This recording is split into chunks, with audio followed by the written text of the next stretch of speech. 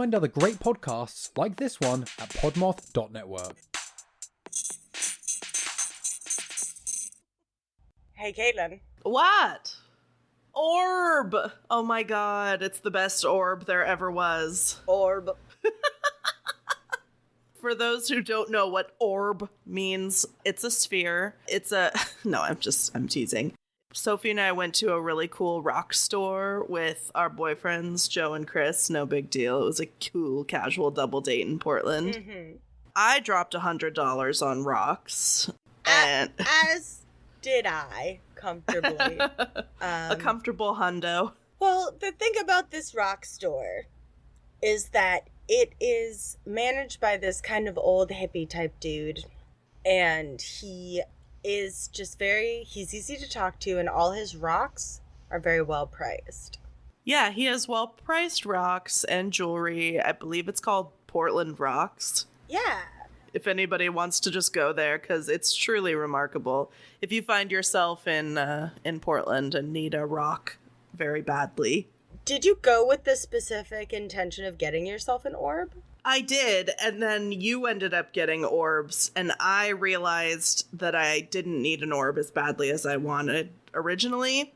And I got a really cool ring and a really cool tower. It's like a rainbow fluorite tower. It's beautiful. Yeah, it's awesome. And I got a little stone coffin, which was pretty on brand for us. Yeah, I got a couple of those on my first trip to Le Rock Store. Anyway, rocks are fun. It's been a minute since we recorded. Hi, everybody. Sorry. So, Portland's Sketchfest. That was really fun. That was a great show. Thank you. Thank you for coming. Obviously, Chris and I were front row freaks for it. Not because we were the last ones in the room. I'm certain of that. But no, it was really fun. And it turned out to be Chris's first ever comedy show. So that was a really fun thing to experience with him. That's wild to me because I felt like by the time I was sitting with you guys for another show, he had fully embraced the live comedy lifestyle. Oh, yeah. I think we're going to go back for more someday. Gonna have to. Y'all should come up for Seattle Sketch That's Fest, right. September, I think 8th through the 10th. Check it the fuck out. The Maple Daddies will be there. Oh yeah, they always are. We always are, lurking in the gum wall, ready to rob you. In the gum wall, that's the worst visual I can think of. Like someone like just sort of rolling off of the gum wall and being like, "Hey," just oh god, yeah, that sounds sick. I was picturing something more in the, like, Homer Hedge meme. Okay. Where Homer Simpson is, like, appearing and disappearing from a hedge, but it's the gum. Okay. Still pretty gross, but sure. Pretty gross doesn't begin to describe the gum wall. It's gum wall season. And the thing about the gum wall is it only gains power from the amount of heat and stink it generates in the summertime. No, and by the time September rolls around, you're just like, what are we doing here? This is like, the air is foul. It stores every breath of every person who steps through there. It absorbs all of the smoke from fire season. Every stinky beer fart let off by a tourist in a passing moment is captured and kept forever, entombed in the gum wall. And a surprising number of cars go down that road, so watch out. Yeah, some of the closest I've ever been to being hit by a car in Seattle has been in that obscure alleyway. I don't understand, because, like, it really shouldn't be a road for cars. It should just be for people. It should. It seems too small for cars, yet they try it all the time. And it works, but you have to have a lot of faith in your driving ability to do that road. I would not. No. I have not. I barely trust myself to walk down the gum wall, because what if I fall and put my hand out to catch my fall? You know what I'm saying? Nightmare situation. Nightmare scenario. And the nightmare continues. Welcome to Anything Bones! In olden days, a glimpse of femur was only for morbid dreamers, but you're not alone. Bring anything bones. Two goofy gals with deathly interest go on a skeleton inquest in your headphones. Anything bones. Hello and welcome to Anything Bones. I'm Sophie Zed Schwartz. And I'm Katelyn Gold Digger Hart. Don't know if I've done that one yet. And this is the podcast where we talk about bones, bone-related topics, gum, which is, you chew it with your jaw bones, so it's all relevant. We're all here for a reason, people. And that reason is bones, the reason for the season. And we are slowly crawling our way to spooky season. So my Instagram feed is just full to the brim of people that are doing hauls at like TJ Maxx and Michael's and Marshall's and Home Goods and stuff. All the Halloween decorations. So far, I actually haven't gotten any. I haven't even gone in one of those stores yet, but I am lurking so hard and just waiting for a good time to drop another $100. You and I are two peas in a little spooky pod, because I have been seeing the same thing on my feeds, just everyone being like, this is what I got from Marshall's, like Halloween, first wave of Halloween decorations. And I'm like, it's not in the budgie right now, but soon it will be. Yeah, you gotta save up for it. I'm also gonna be going to Disneyland at the end of September. Oh my God. So it's and we're like going for a Halloween party. Holy crap. So I've got to save up for some spooky Disney merch. I have to. Do you have any thoughts about costume? Oh my God. It's really, this is a point of contention. Not really contention, but Chris and I just have no idea what we're going to do for a costume. And you have to go in costume. It's a Halloween party at Disneyland. Like, what are you? Yeah, how are you not? And I mean, do you choose... It's gotta mandatory or a faux pas that it's Disney? It's gotta be Disney or like Disney adjacent. Like, I mean, they own so many properties. I feel like that's not hard. I even said I would do like a Marvel thing or Star Wars or something, but I don't know. We'll see. We can't figure out what to be yet, but we've got over a month and a half. So hopefully we'll come up with something. I think Joe and I might do The Witcher and Yennefer. Oh, hell yeah. I haven't seen that show yet, but I heard it's really good. Ugh. I mean, Henry Cavill is not bad to look at. Never, ever bad. Yeah, plus it's like a good kind of fantasy rom. Yeah. Lots of strong female characters. Okay, that's good. I don't know, though, because we started Yellow Jackets the other night, and I think I'm going to have to finish all of it because it seems really spooky and really good. Yeah, I've been recommended that one. I have not yet gotten on the Yellow Jackets train. Spooky so far. All I've seen is the pilot, and I was, like, thinking about it after it was done.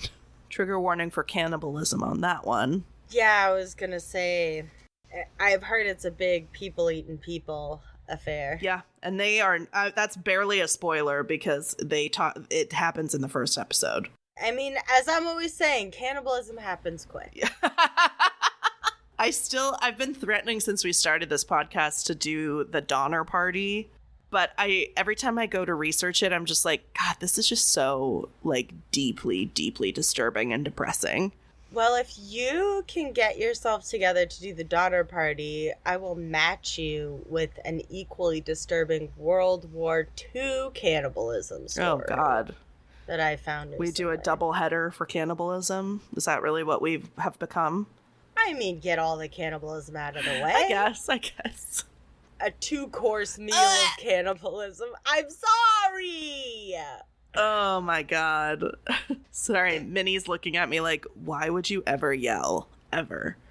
Why would you yell? She's so What's cute. wrong with oh my you? God, she's just like sleeping in her little basket. I love her. I've got kitty cat fever because, like, I saw Minnie and I also saw Matt and Kelsey's 3 cats, Buster, Rudy, and Scout. The best. Yeah, and then Jackie, another one of my, besties from Portland, just got a cat named Ketchup. Oh, shit. Oh, that's really cute. Have you seen pictures of Ketchup? No, I haven't.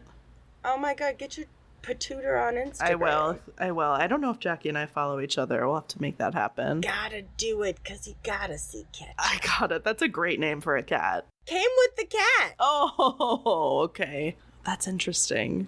Oh, you sent me a picture of Ketchup. Oh my God. Oh, a little like calico. So cute. Ketchup is absolutely to die for. Oh my god, you are surrounded by people with cats on all sides. So people just find cats on the streets sometimes, so you never know. I know. TikTok's all about this, like, universal cat distribution system. I'm like, what do I have to start stuffing salami in my pockets? Apparently. Oh my god, I had some salami the other day and Minnie was smelling my fingers like, girl. Girl, where's my little treat? I know, she didn't like that I had none left.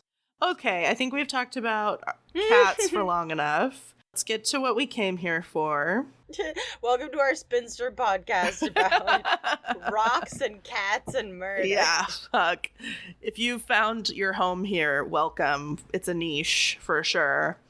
My story has a big trigger warning for some sexual abuse, abuse of an elder, and suicide. So my sources for this were ABC News, Murderpedia, Wikipedia, and Medium. So some top contenders and the sources for this old podcast. So I'm going to be talking about a lady named Celeste Beard Johnson. She's also known as Celeste Beard.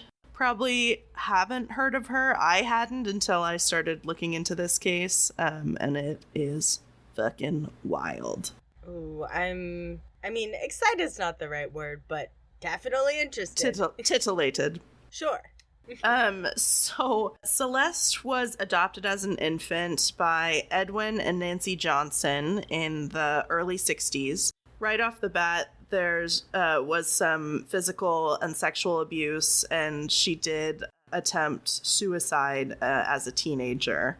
So things started off really badly in life for Celeste, but then in 1980, when she was about 17, she had twins by her, boyfriend at the time, Craig, and they eventually got married. Craig was not a good dude, and in 1983, she left him because of some anger issues and drug and alcohol abuse. So what every source agrees on is that their relationship was really tumultuous, and that it was even more tumultuous because of having twins and having kids involved. Yeah, I can't imagine. So Medium says that after she left her husband, Celeste was looking for a purpose other than her children, and so she was thinking of joining the Air Force to make money. And if that was going to be the case, which she was planning on doing, she had to leave the twins in her ex-husband Craig's care. And then she did that, but then decided against joining because she didn't want to leave her daughters. So one way or the other, this nasty custody battle ensues. And then at the end of it, basically they parent trap it, which I don't think was a great idea, where Christina stays with Celeste and Jennifer lives with her dad. Ugh, that's so hard. Yeah, and they're twins. It's just I don't know. Spoiler alert, though, the family does, the twins rejoin each other in 1996, in the midst of kind of where our story is heading. In 96, Jennifer ends up coming to live with Celeste and Christina again because the father, Craig, commits suicide. So it's been a bad rough outset. It's been rough. It seems like from the beginning it was not good for Celeste, and then her daughters as well. They had a rough time. So she married twice more, but they didn't work out. So by 93, she and Christina end up moving to Texas to live. So remember, in 96 is when Jennifer comes back into the picture. But at this time, it was just Celeste and Christina. And Celeste is a 30-year-old cocktail server at a country club in Austin. And this is where she meets 68-year-old Stephen Beard, who is going to eventually be her next husband. So right off the bat, they're over 30 years apart in age. Age is just a number, obviously. Yeah. And obviously she's 30. It's not like she's too young to make that choice or whatever. But it's a little iffy for me. 30 years is a big age difference. It is a lot to get over in a relationship. Yeah, and it's closer to 40 years that their age difference is. So it's just, I don't get it. It just is a little funky. Anyway, but probably what drew her to Stephen, he was a retired Fox broadcasting executive and self-made multimillionaire. And he, unfortunately, he was a widower. His wife of over 40 years had died of cancer.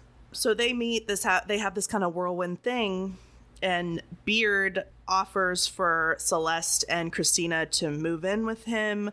He says that he's going to legally adopt her daughters so that they can all like be together. Because remember, Jennifer is still not in the picture. She's with the dad. So he is like, we're going to get her back. We're going to be this happy family. Like, I'm so rich. Like, he probably didn't say that. But so they meet in 1993 and 2 years is pretty reasonable. I don't know. They get married in February of 1995. I mean, a little fast. A little fast.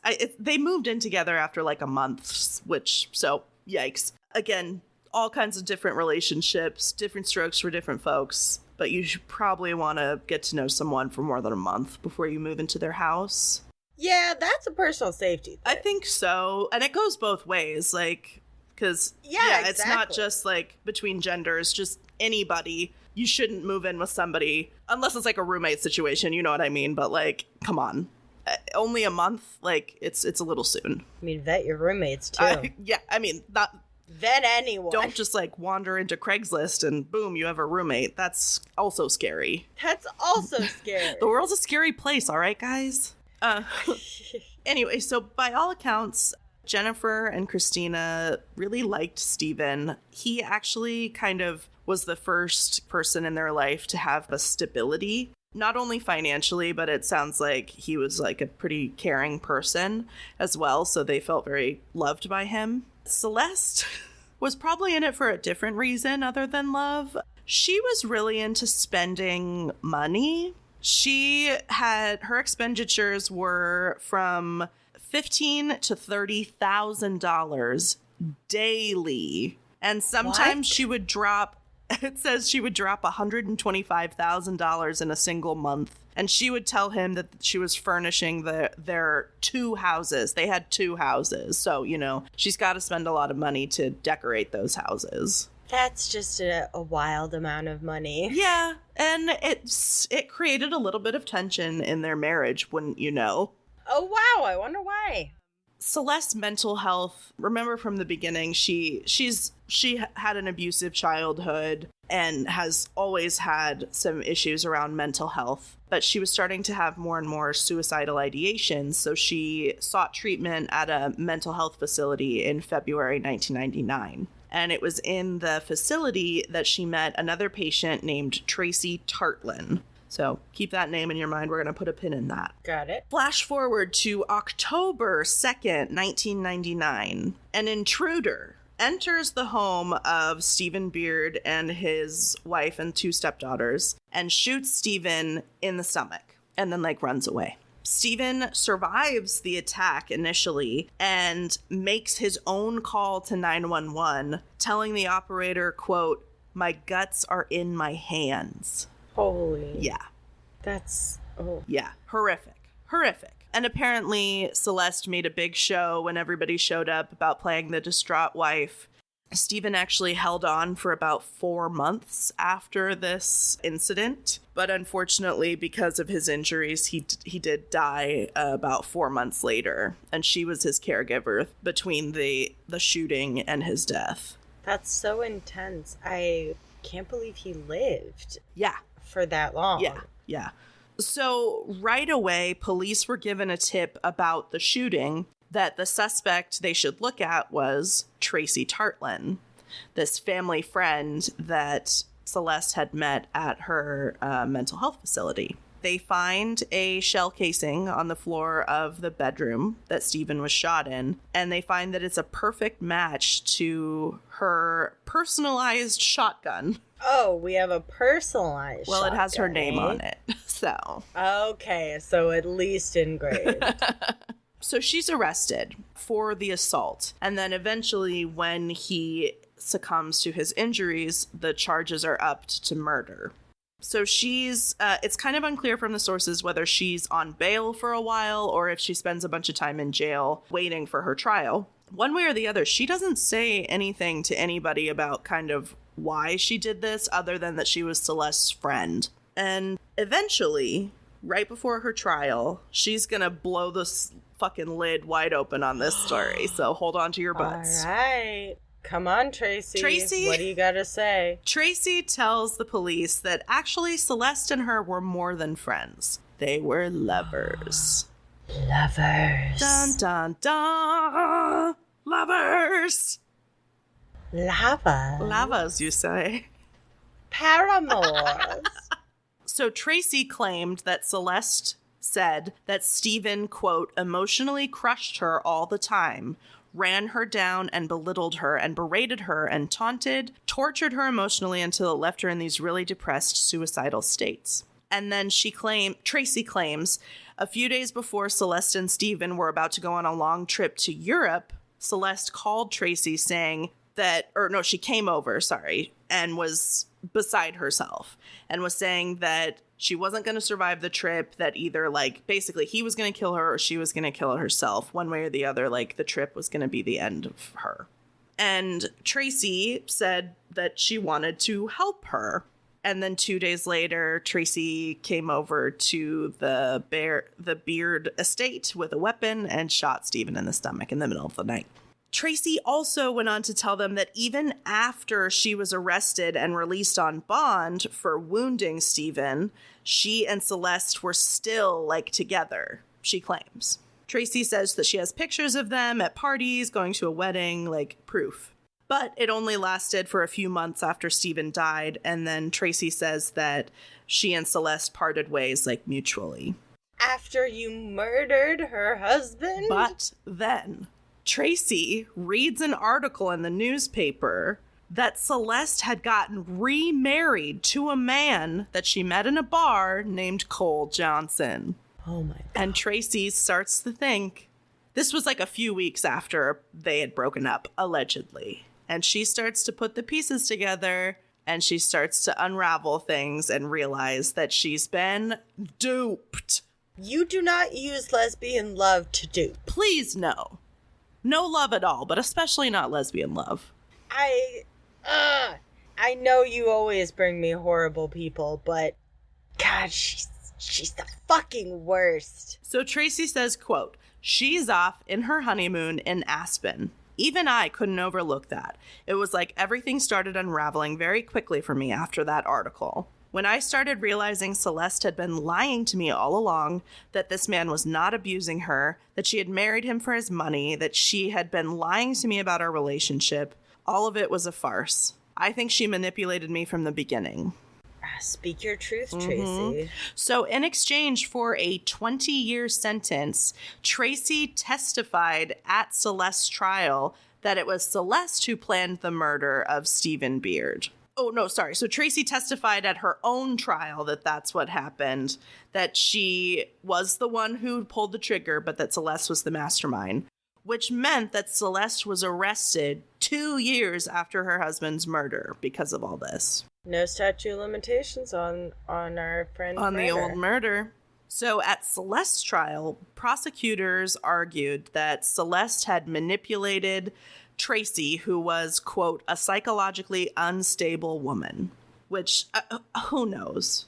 Yeah, she who knows? was in the mental health facility. I think some sources said she was there for bipolar disorder. You know, it meant just because you have a mental health issue doesn't actually make you crazy. I don't even like that word crazy. It just is a bad word to use about a person. Yeah, I've been trying to phase it out of my language as much as I can. But, like, the hard thing about Tracy is that I don't know if you've ever been with someone who's been like, you know, if you don't do something or say something, you know, I'm gonna end my own life. Like, I've been in that position with, oh goodness, like 3 different boyfriends. Oh, that's awful. I'm so sorry. It's okay. I'm in therapy about it. But like there's a type of like immediacy and like panic where like the death becomes like way closer than it was for this person that you care about so deeply. And it's so out of your hands, but you're being told that you could do something to save them. Right. It's gaslighting. It's gaslighting. It is manipulation. It is abuse. You know, but there's a difference between driving to someone's house at 3 a.m. and shooting someone in the stomach. Right. So, like, you know, upon personal experience, I feel for Tracy in a way, you know, because I'm like, what are you supposed to do when someone you think you love or you think loves you is like, I'm going to kill myself, but you can save Exactly. me. Like, exactly. That's such a tough card to play, but you can't murder someone about it. Right. So Celeste's defense attorney portrayed her as a victim rather than an aggressor. Celeste, he basically said that the whole thing was Tracy's idea. The relationship was imagined. The murder conspiracy did not happen. And that Tracy was basically jealous or angry about something and did all this on her own. And he said that she couldn't be believed, not only because of that deal that she made to reduce her sentence, but also because, quote, she's a crazy woman. Which is, again, another reason not to use that word. Yeah, I don't love that phrasing. No. Here we go. You will love this. So this was all very compelling, but the jury couldn't just take the word of one person versus another person, you know, Tracy's word versus Celeste's word. So the prosecutors needed to get a little more corroborating testimony to make their case. And where the fuck did that testimony come from? Celeste's twin daughters, Christina and Jennifer. No shit. Oh my God. Mm-hmm. Whoa. So they get up on the stand and they talk about her, like, range of cruelties, from belittling them to also belittling Stephen, cheating on him with an ex-husband. Quote, she would say she loves him to his face, then we'd walk off. She'd flip him off, you know, and joke about his weight, Jennifer said. Wow. Yeah. And they're 22 at the time of all this, and they said that they regretted, like, standing by silently for so long because their mom, they were scared of her, basically. I would be too. Their testimony, they both testify, and a lot of it is about things that their mom said about Stephen to them. They also knew about Tracy, and they knew that they weren't just friends. Jennifer, quote, Jennifer said that Celeste would sneak out at night and head to Tracy's house after drugging Steve with sleeping pills. Quote, I saw her break apart the sleeping pill and put it in his baked potato. Which, if that happened, Jesus Christ.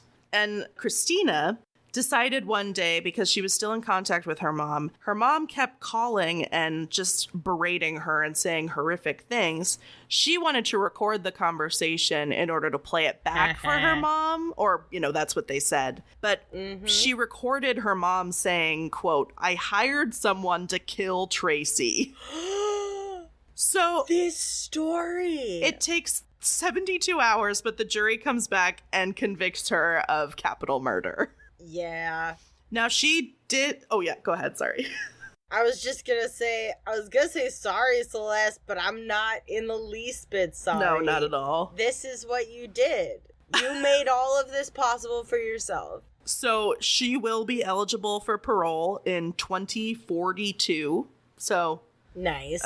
We got another 20 years of her behind bars, at least. Love that. She has remained true to her original, like, statements throughout, though. She says she's innocent. She has gone on record condemning her daughters and referring to them as the Menendez sisters. This woman thinks she's fucking funny. And Celeste thinks that the girls turned on her because since she's convicted, they get access to Stephen's fortune, which would have been hers. That's not how they think. That's how you think. Exactly. Celeste. Exactly. And wouldn't you know, the girls and Celeste have not spoken in about 20 years. Oh, you know, that'll be a mystery go down in time why that is. Why wouldn't you not love your mom after all this? And then just to wrap this up, Tracy was granted parole in 2011. She served 10 years of her 20-year sentence, and she was released from the parole, so she's like completely a free person as of August 2021 and living in San Antonio. I hope her life does not take any more dark turns. Yeah. I mean, I think that there's gotta be... I believe Tracy more than I believe Celeste. But, as do I. But it's really like, it's a super messy story. There's a lot going on. So it kind of, the waters are muddied about what actually happened. And what gets lost is this like very nice gentleman, Stephen Beard, who lost his life after a 4-month like battle with this... with his health after all this. Yeah, I can't even imagine what surviving this would mean for somebody. Yeah, like he also had 3 older children from another marriage. Like, by all accounts, he was a really great guy and did not deserve this at all. He was not abusive towards his wife. You never know what goes on behind closed doors, but I think the fact that his stepdaughters testified like on his behalf says a lot. Like you said, it's a super messy story. I can't say I side with anyone other than the daughters. Mm-hmm. And the victim, of course. You know, the thing with Tracy is that, like, yeah, I feel for her, like, what she was going through with her partner. But I can never say that I condone how she acted, you know, but I can also believe that when you're in a heightened state in this, like, abusive relationship, you know, you do things that you would never otherwise do. Yeah, and if she has stayed away from, like, guns and murder since then that's probably true for her. Yeah, but, you know, who are we? We're 2 random ladies on microphones. Well... that was a lot, everybody. Why don't you take a little pee break? I know I need to.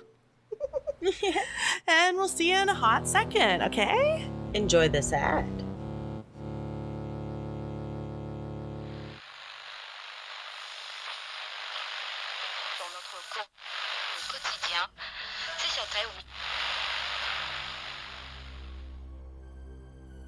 Located on the edges of your radio static, you've stumbled upon The Lost Signal, your podcast destination for tales of horror and the macabre, brought to life with voice acting and sound effects.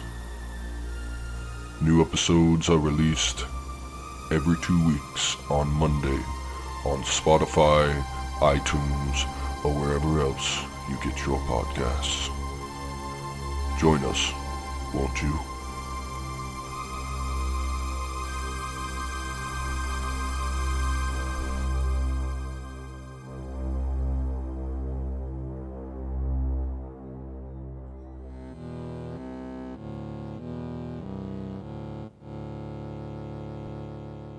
From the plains of Texas to the over lush greenery of the Amazon. Oh, sure. It's time for my story. Yeah, why not? Take us there. I want to, but you will have to be... You gotta promise me that you're gonna stick with the group, okay? Oh yeah, I would never want to be by myself in the Amazon. Everyone's gotta make a promise to me right now. I'll wait. You repeat after me. Say, I promise I will not wander off. I promise I will not wander off. Thank you. Now we may proceed. Yeah, no problem. With a man who did wander off. Oh no, come on, guy. We are going to be talking about a man called Percy Fawcett. Okay, I've never heard of this guy. Well, I think you're going to really enjoy this one. Ew. So let me do my sources real quick before we get into Percy and his misadventures. We have Wikipedia, History.com, HistoryMysteries.com, Ancient Origins, a video from the Vox YouTube channel, a post from the New Yorker, a page from freepages.rootsweb.com/genealogy, Discovery UK, and National Geographic. Nice. Lots of sources today, because this was kind of a bigger one than I expected it to be. Which always is the case, but it's also joyful because you're like, oh shit, I've stumbled on something. And it just keeps getting better. just keeps getting bigger. Oh, boy. So, Percy Fawcett. Who is this guy? And what is he all about? Is he a plumber? Sorry. No, but he missed his He calling did, there. yeah. He was actually an amateur archaeologist, an artillery officer, a cartographer, and, at one point, a spy. Oh, okay, that's interesting. Isn't it? Percy was born on August 18th, 1867, so he was born a day before me.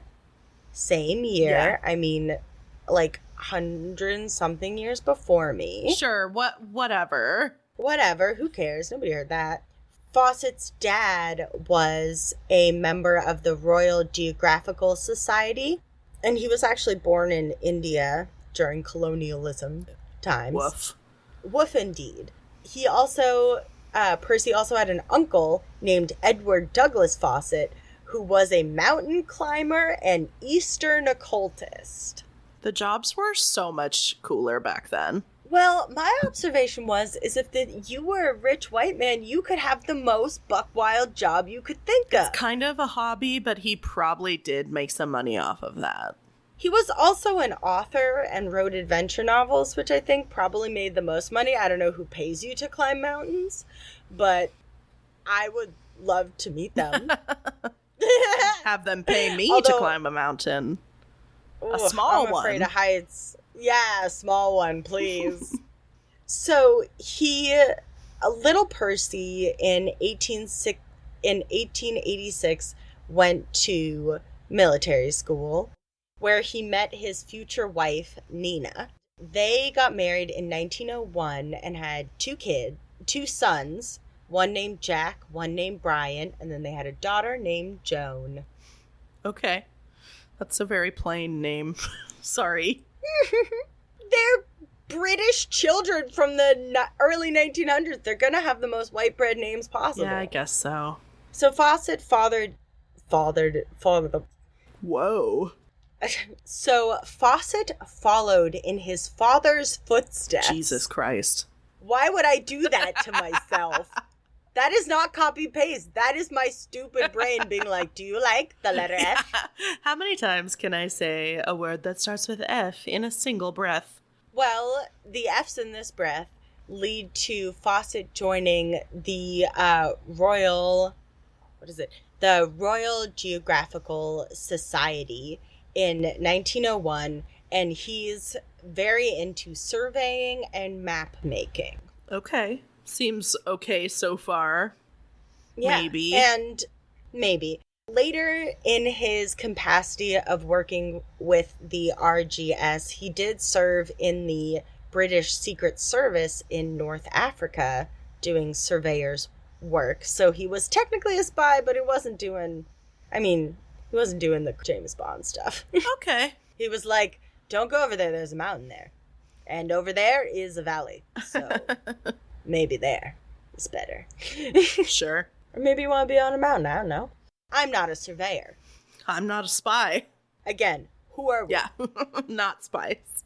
So Fawcett would make his first expedition to South America, the continent that he would fall head over heels in love with the geography of, in 1906. And he was there to map a deeply jungled area that was near the border with Bolivia. And he spends in his lifetime a lot of time in Brazil and Bolivia. And when he was on an expedition the following year, he claimed that he saw a 62-foot-long giant anaconda. My anaconda don't want none of that. My anaconda would shrivel up and die at the sight of such a thing. I can't imagine it, and I won't. Well, scientists were more on our side, and they said there's no way that snake exists, and they laughed at him. Whatever, Percy. Whatever, Percy. Put your weird snake away. Stop talking about snakes. It's really weird. During his time in South America, not only did he meet snakes, he also met people. Okay. The native people of the all the different regions that he went to. And it was said that he was pretty nice to these people. Okay, that's the Like- least you could do. Yeah, he was said to be polite and brought gifts and wasn't like an inciter of violence, which is like the bare minimum. Right, that's... For British, like, explorers of the time. Yeah, if you're not, like, giving blankets to people that have smallpox also, that'd be dope. I mean, that was done and dusted by this time, which will actually keep that smallpox blanket thought in your head, just in the back there for I can't say for fun, but for note later. So one of the things that Fawcett was pretty intrigued by was some bits of archaeology that he seemed to be finding every time that he went into the Amazon rainforest, which was every time that he went on these expeditions to Bolivia and Brazil. And he found little bits of pottery. He found these interesting raised mounds in places in the Amazon. And he was like, God, all this stuff, I feel like, points to a larger civilization or something. Some area of human settlement that is in the Amazon. He continued to make trips into the Amazon, mapping various rivers and borders. And every time he would go, he would become more and more convinced by the things that he would see and the people that he would talk to, that there was a secret city, or the remains of a secret city, buried deep inside the Amazon that was yet to be discovered. Oh my god, is it Atlantis? Atlantis? I don't know. Oh no, that's underwater. Never mind, haha. It's not Atlantis, and it's not El Dorado. Oh shit, okay. Because, of course, hearing this, a fantastical city deep in the Amazon, yet to be discovered, this was something wholly different that he started calling the City of Z, or, because he was British, he would say the City of Zed. Oh, okay. This is feeling very like Indiana Jones National Treasury. Yes, he is definitely an inspiration for Indiana Jones, along with a bunch of other people. But as he became more and more convinced of these signs that he was seeing of an ancient civilization, because there were people who lived in the Amazon, they were living more in smaller villages with less grandiose structures than what our guy Percy had in mind. But he was like, I see evidence that there might be this great lost city. And in 1911, this fervor for the City of Zed gets pitched up a notch, because what do they find in Peru in 1911? A giant Z. No, that would be our friend Machu Picchu. Oh, shit. And the man who discovered Machu Picchu had been interviewed by a newspaper saying, this was even before he found it, quote, I have it on good authority from Professor Farvaby that there are lost cities above the Yerbamba, which is a river. Okay. So there are other archaeologists and explorers that are corroborating the fact that there could be these cities in the Amazon, these ruins or abandoned settlements that no white person has ever seen before. No one has even seen this, if they're white. Of course, it's so funny because he's like, these lost cities, but the guy who was led to like Machu Picchu was only led there because some natives were like, oh, you want to see our ruins? Yeah, they're up there. Oh, yeah. And he was like, I found it. It was me. I found it. No one else knew where it was. No one's ever seen it before. I found it. Oh, so like a man. Yeah, guy, whatever. I mean, but like, yeah, very mannish. But like, some of these ruins are known to the native people. I just want to put that out there, that these white guys aren't birthing these ruins whole cloth from their imagination. No, they're mostly full of shit. Yeah. But from how he described what he thought the City of Z would look like, would be, quote, I expect the ruins to be monolithic in nature, more ancient than the oldest Egyptian discoveries. The inhabitants used alphabetical writing allied to many ancient European and Asian scripts. There are rumors, too, of a strange source of light in the buildings, a phenomenon that filled with terror the Indians who claimed to see it. The houses in the city of Zed are low and windowless, and there's a pyramid temple. The inhabitants of the place are fairly numerous. They kept domestic animals and had well-developed mines in the surrounding hills. Not far away is a second town, but the people living in it are of an inferior order to those of Z. So sounds like an amazing city, and also a ghost story aspect to it, where, like, native people are, like, seeing lights in these ruins, and they're like, oh, I don't like that. Yeah, it sounds like too good to be true for what he's trying to find. Also, what is with the shade to the neighboring village? Yeah, is that, like, where the servants live? I don't understand. Like, this I mean, this is a fun foreshadowing to the racism. Oh, I'm sure. This just sounds, it honestly sounds like a fan fiction of somebody finding old ruins. Like, I mean, this was like a time when a lot of people had a lot of interest in the Amazon, and so, like, there were said to be rumors around native peoples of different settlements within the Amazon. But honestly, a lot of it was probably European guys trading back and forth their, like, wet dreams of being a glorious explorer. That's what it sounds like to me, but again, I don't know. So Percy continued his explorations through the Amazon, but never finding quite what he was looking for. Although on a 1913 expedition, he did claim to see a dog with 2 noses. Oh, yeah, that's something. Was it eating an anaconda or sniffing an anaconda? Excuse me. Now, Katelyn, you said that's something. Check your, What? Check your freaking Did Facebook. he get a picture? Oh. Well, I believe that there are dogs with 2 noses. Okay, fine. Maybe he did see that. There are dogs with 2 noses, and there is a South American breed of dog that is known to sometimes have this type of nose. I did send Katelyn a picture of several dogs with 2 noses. Yeah, it's a little weird, but no cause for alarm.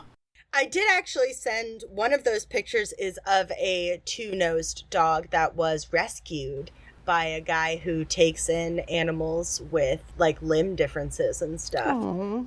And I sent that story to Bananas, and they were like, Sophie, you always have what we want. Welcome and back. I'm like, I know.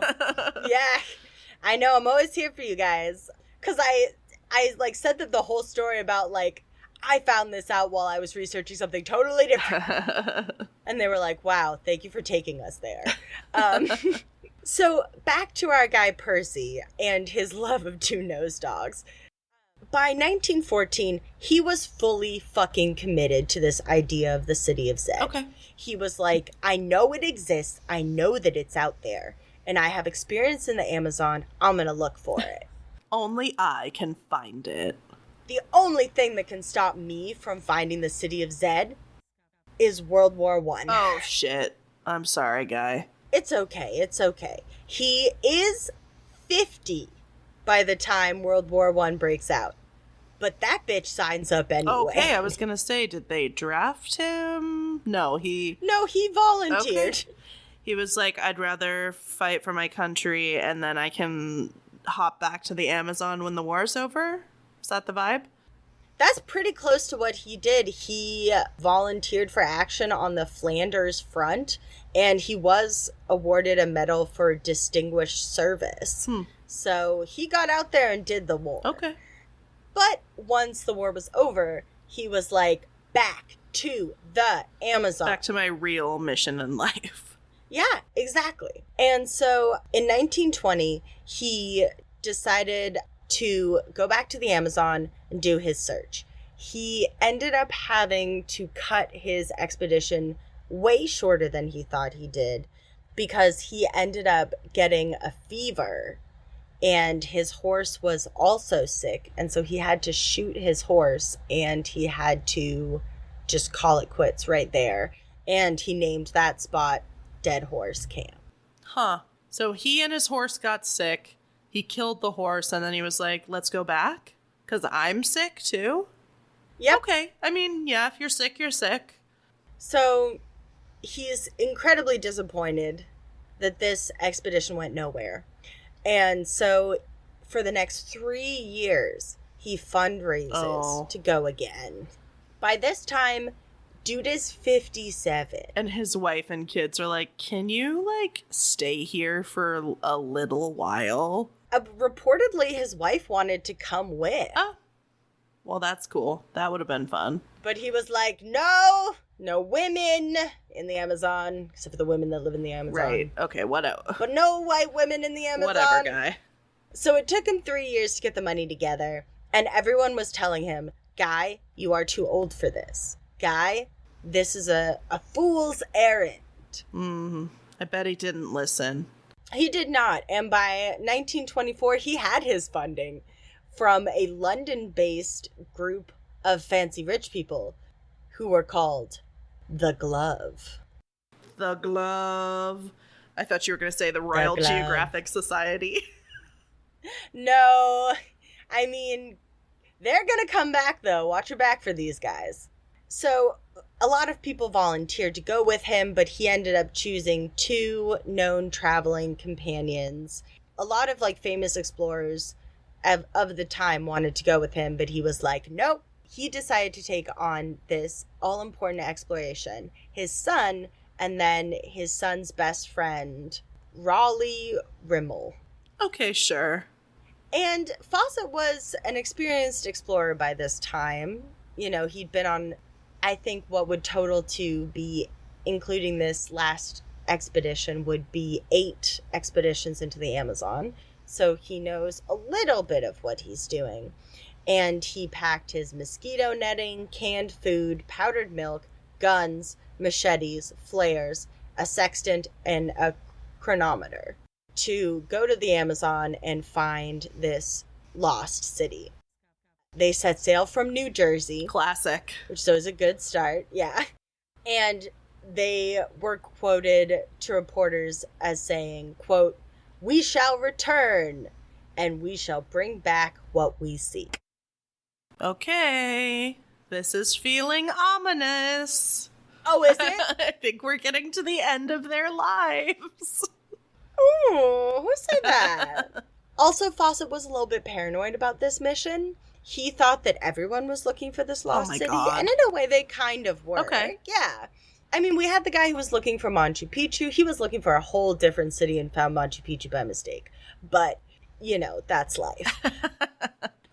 That's life as a rich white explorer in the Amazon. So he actually wrote down false coordinates as decoys of where he was heading and like sent them out to people. Jesus Christ, guy. Great. Absolutely great. What, you know, we'll get back to that. So, you know, Fawcett had no illusions about what he was doing danger-wise. He did say that if he should not return, that no one should go looking for him. Okay. He was like, if I don't make it back, don't send rescue parties. Okay. And his loving wife and children were like, okay. Yeah, that's kind of fucked up, especially because isn't his son with him? Like, yes. Like, sure, you've lived a great life, but what? And another whole other guy who's not part of your family. Yeah, like, who you don't speak for. I don't know why you need to, like, I don't really see what the point of that was. Like, to seem more macho or to be like, don't waste resources on us. Like, I don't know. Like if I was that my wife and mother, I'd be like, no, we're gonna waste the resources if they go missing. I know. It's like, I don't know if it's a heroic thing or if it's a thing of like, you know, he didn't think anyone else could traverse the Amazon the way he could. The native people, but whatever. Whatever. Not the people who live there, Kayla. God, no, they don't know what they're doing. They don't wear shoes. I don't know. I was just making a joke because he's an asshole. He's an asshole, he is. So they reach the Amazon and they're ready to start their journey on April 20th. Nice. Blaze it, my Very guy. nice. Blaze it, my guy, before you go on out there. So what they're up against, as I'm sure anyone who is imagining the Amazon right now is thinking about, extremely dense foliage, lots of trees, dangerous animals, yes. Piranha-infested rivers, absolutely. Territory that they don't have maps of, you got it. Yeah. Let's find our ruins. Let's find the ruin. How hard could it We're be? very equipped. Yeah, super easy. But what ended up really getting to them was the amount of insects. Oh, I can't even There imagine. was, a crazy amount of mosquitoes and blood-sucking gnats, which made sleep near impossible. And the son's friend, who they brought along, his foot became super infected from tick bites. Oh my god. But Fawcett did not give a single shit. He was like, do not stop, my guy. We all have to go. Exactly. He was like, we're going to do 10 to 15 miles a day. God. We're going to lead this hobbling, pasty British boy through the Amazon. I don't care if you have a stump by the end of this. We're going. Yeah. And this 57-year-old man was trucking it into the Amazon. He would sometimes be like cutting a path so quickly that he would have to make camp overnight ahead of the boys. What is your rush, dude? He wants that city. But you don't even know where it is or if it really exists. It's a rumor. It's a rumor, a legend, A mystery. A mystery. So once they get to Dead Horse Camp, Okay, R.I.P. because of course they're going back the same way, yes, rip to that horse, he decides that he's going to send the guides and people and pack animals that they have with them, like the mules and stuff and dogs, back to the base camp. They're like, we're just going to go it alone. They told their guides to leave. They took all their kind of quote-unquote transportation, and they were like, as we're sending you back to civilization, they send one message onto them to send onto his wife, saying, quote, Jack is well and fit and getting stronger every day. You need have no fear of any failure. That's not gonna be the case. Yeah. And then they proceeded on into the Amazon on their own. Never to be heard from again. Yeah. You knew this was coming. So I'm getting I'm getting submersible billionaire vibes here. Oh, yes. Of this is definitely connected to rich that. dudes who are just like, I have to do this. I am the one that has to do this. I am that guy, and I will do it my way, which is ineffective. Fuck the safety regulations. Don't come looking for guy. us. Like, no one deserves to, like, die or go missing like that, but you fucking set yourself up for failure. Yeah, and the thing is that his son is with him, and his son's friend is with him. You're not playing just with your life, which reminds me of the billionaire whose son went with him in the submersible and didn't want to go. Hideous. That's the saddest part of the whole thing to me. Same.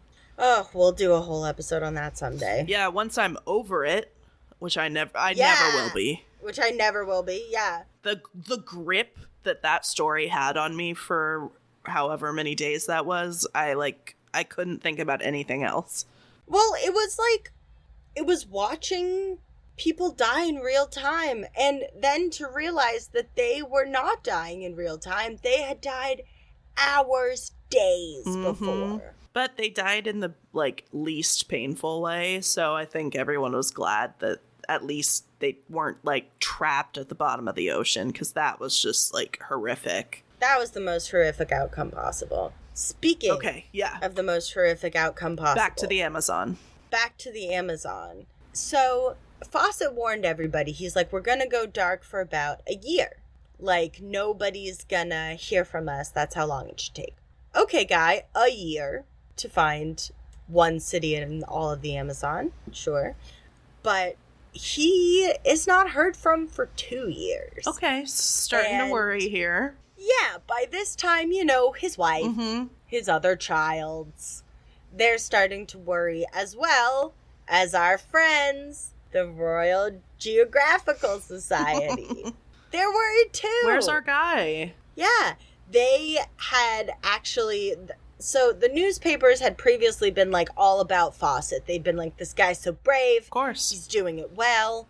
Now, of course, 2 years later, the newspapers have turned on him completely and are like, this guy's dead in the jungle. How could he be so stupid?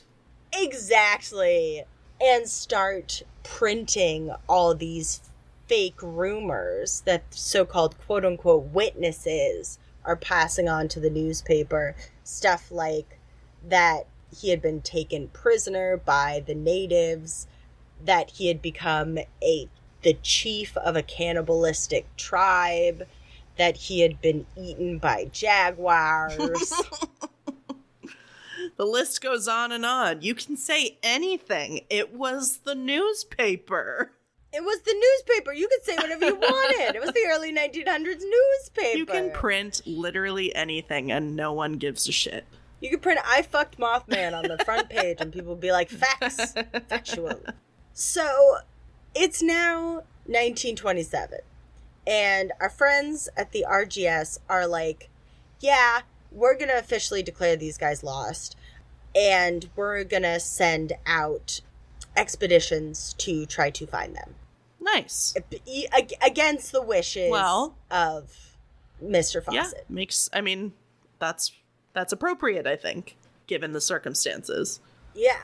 And in 1928, the RGS's George Miller Deutt launched the first expedition to try to look for Fawcett and his son's best friend. And he came back from the Amazon and was like, you know, we think he's dead. We didn't find any body or anything like that, but what we found out leads us to believe that he's dead. Fawcett's wife, Nina, refuses to accept this conclusion. She still believes that her son and her husband will eventually come back to her. And she believes this until her death in 1954. Oh, God. Oh, that's really tragic. Also, side note, she might have been murdered. What? Quick tangent for one moment. After her husband was lost to the Amazon, she had money trouble, and in her later years went from, like, elder person home to elder person home. And it was said that she was possibly annoying the other elderly people, which is why she kept moving homes. But she lived in this one house where there was this landlady who several old ladies died on her premises, you know, within shorter period of time. And her other son, Brian, believes that she was poisoned by this woman because she died there as well. Okay. So, yeah. Tragic as fuck. Yeah, tragic. Tragedy is draped on this family. So, remember how I said that he was giving false coordinates out to some people? Oh, shit.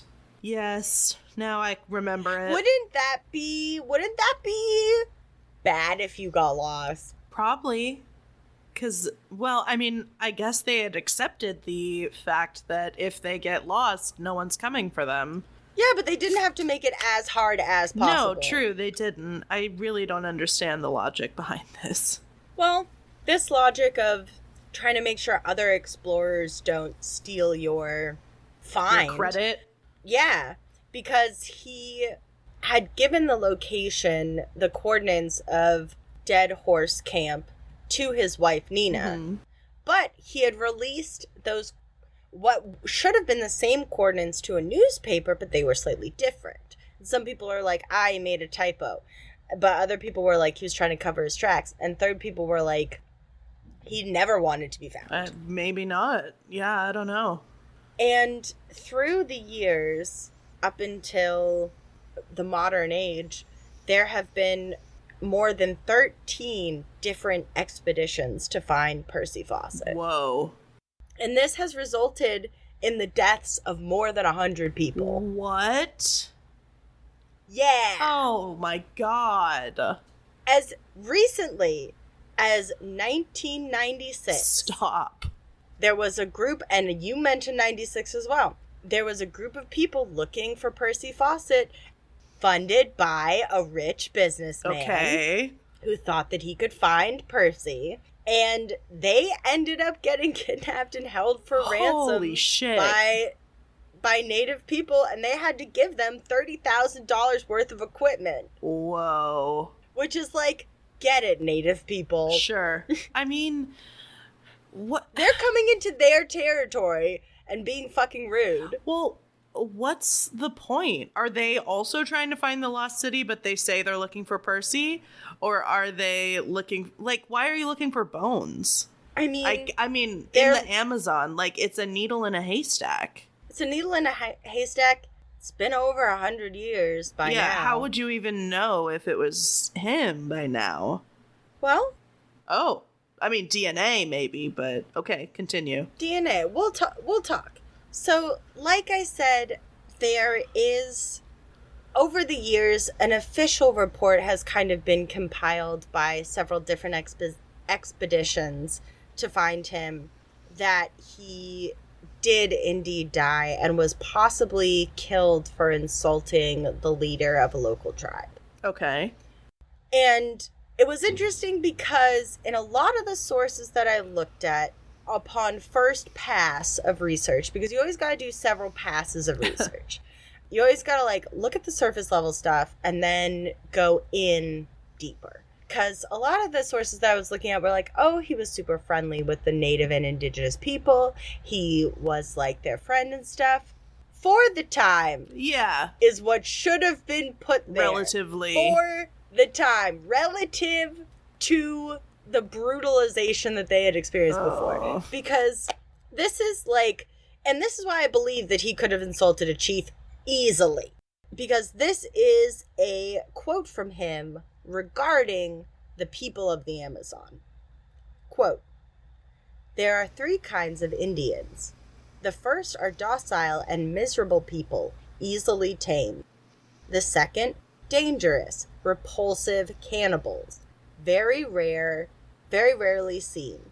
The third, a robust and fair people who must have a civilized origin." Ew, dude. Ew. And that's like the least offensive quote I could find from some of the letters and writings where he wrote about these people. He said terrible things about these people's appearances. Like the type of, like, gross, deep racism. He would be extremely canceled today. Oh, he's super racist. Yeah. Like, any illusion that this man wanted the best or, like, had any sort of interest in, like, friendly interactions with these people or treating them as equals. Because he said that the quote-unquote civilized, portion of these people was that built this city. It's all the same people, my guy. Like, yeah. So, let's not hold this guy up as a hero as well. But in 1952, we make a little progress because a Brazilian reporter, Orlando Villas-Boas, decides to investigate this story further, and he speaks with the Kalapalo people, and they end up saying that this guy, Percy, was supposedly seen being mean to some children, and he was killed for that, for being abusive to these children.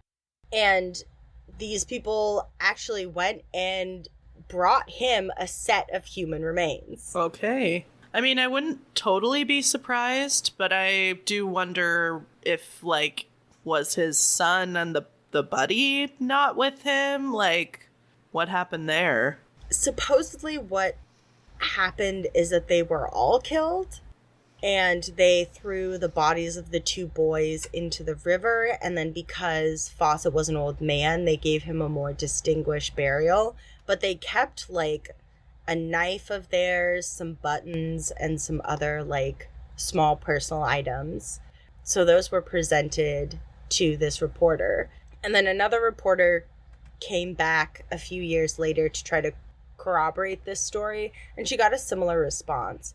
But there is another story that goes around that he actually was in like a boating accident going down the river and lost all the gifts that he was supposed to bring to the different leaders, and showing up without gifts was like a major faux pas.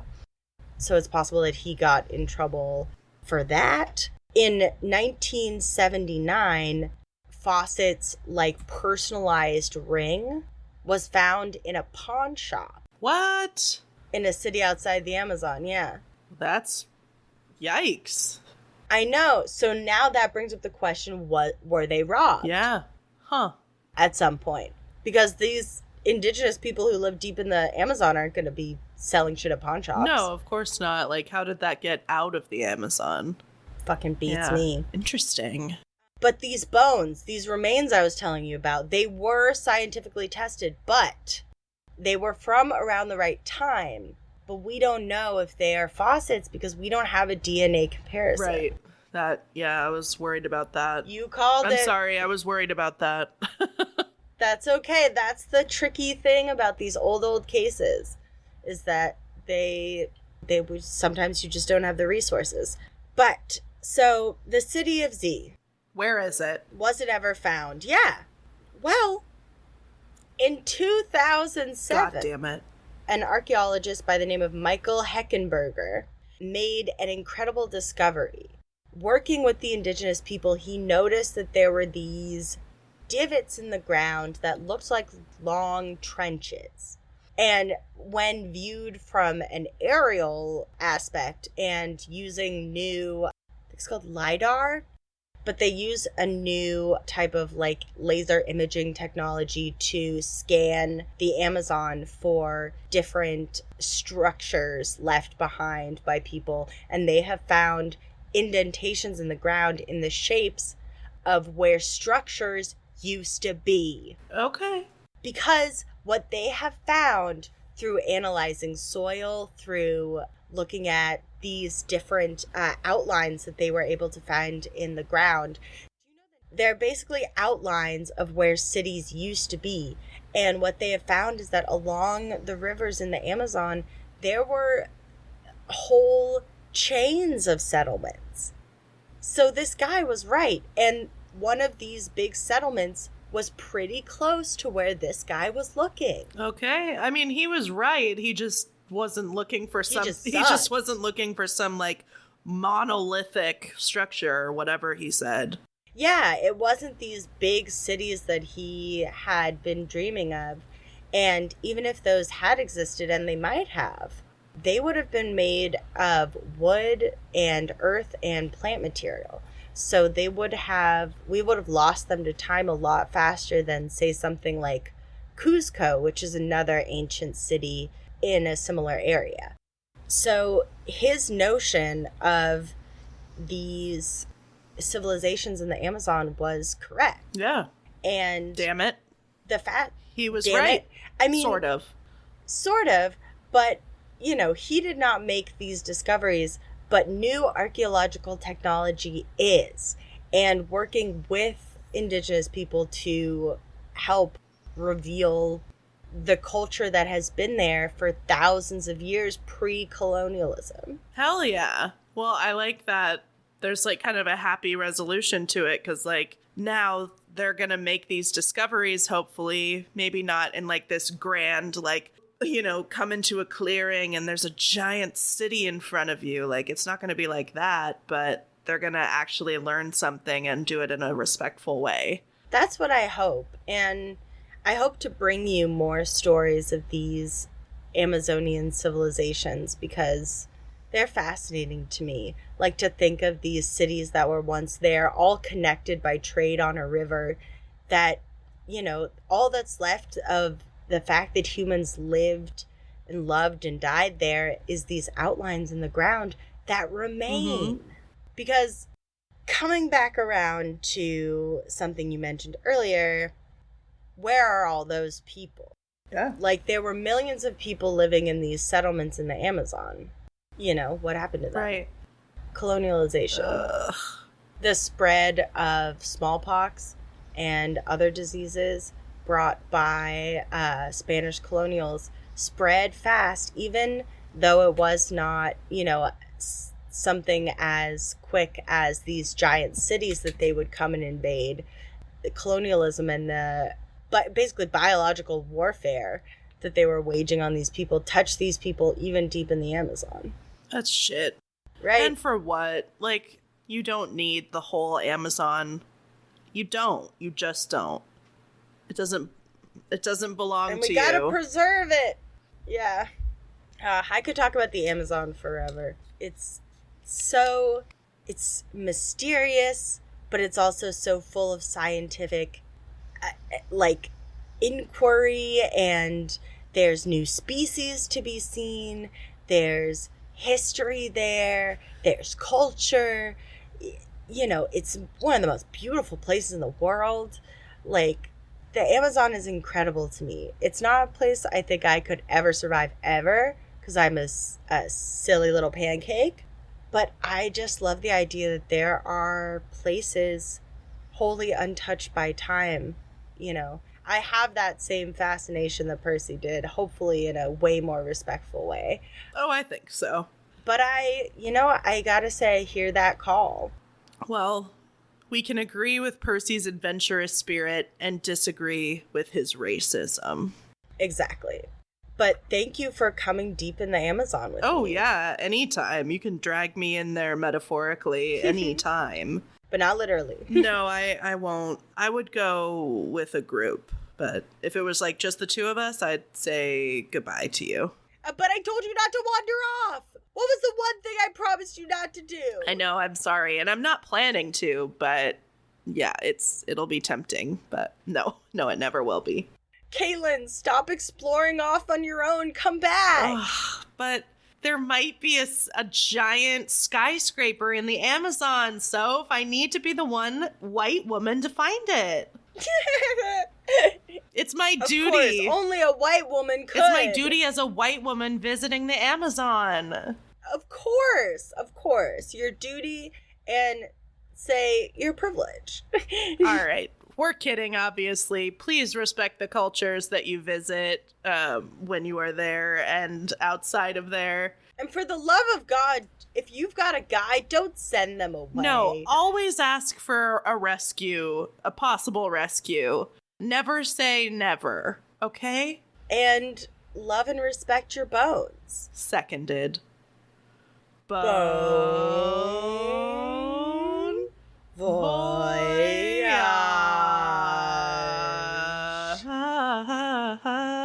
Ooh. I'm sorry, am I on the phone with Taylor Swift? I'm in my Taylor Swift era. I'm in my Taylor Swift Cretaceous era.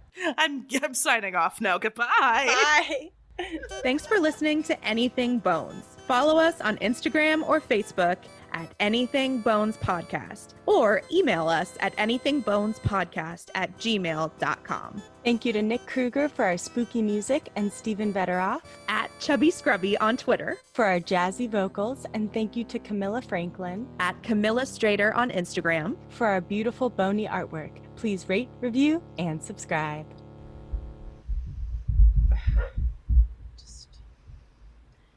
Can you hear the children running like rampant animal goblin how many dogs? on the roof? I mean, I only have 2 dogs here, but there's not my children.